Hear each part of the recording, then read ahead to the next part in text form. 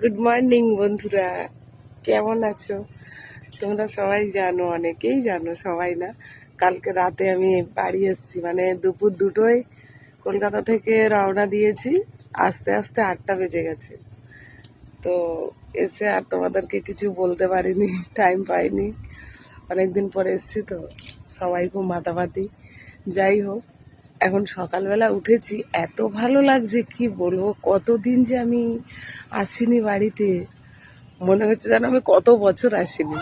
সব পুকুর টুকুর ডুবে গেছে। দেখো দেখো, বর্ষায় পুকুর ডুবে গেছে, পুরো পুকুর জল ভরা। দেখো কত কি সবজি গাছ লাগিয়েছে শাশুড়ি শ্বশুর।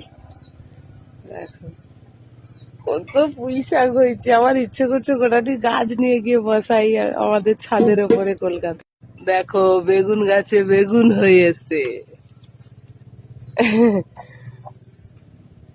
আর আমি যখন আগের বারে ছিলাম তখন দেখে গেছি সবে পেঁপে গাছে, মানে কি বলো, ছোট ছোট। এখন দেখো অবস্থা, কত বড় বড় হয়ে গেছে। আর আমি কতদিন পরে যেন এসেছি, এরম ব্যাপার। আচ্ছা, এখন আমি কি জন্য এসেছি বলতো বাগানের মাঝখানে?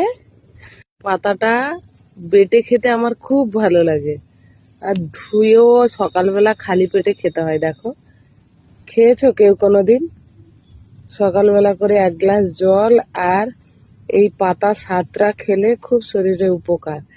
এখন বর্তমানে আমি তুলতে এসেছি, তুলে নিয়ে আমি বাটা খাবো। বাটা মা বেটে দেবে, আর আমি ভালো করে সর্ষের তেল দিয়ে মাখিয়ে ভাত খাবো। ভালো লাগবে না? দেখো পাতা আমার তোলা হয়ে গেছে, আরো কটা তুলবো। তো তার আগে তোমাদের একটা প্রশ্ন করতে আসলাম।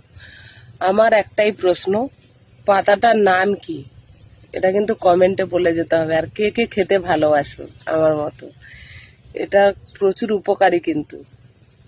এবারে কমেন্টে লিখে যাও পাতাটার নাম কি। আমার প্রিয় ভাই ও বোনেরা, তোমরা কিন্তু আগে লিখবে, আমি জানি তোমরা জানো, তাও বললাম পাতাটার নাম কি বলে যাও।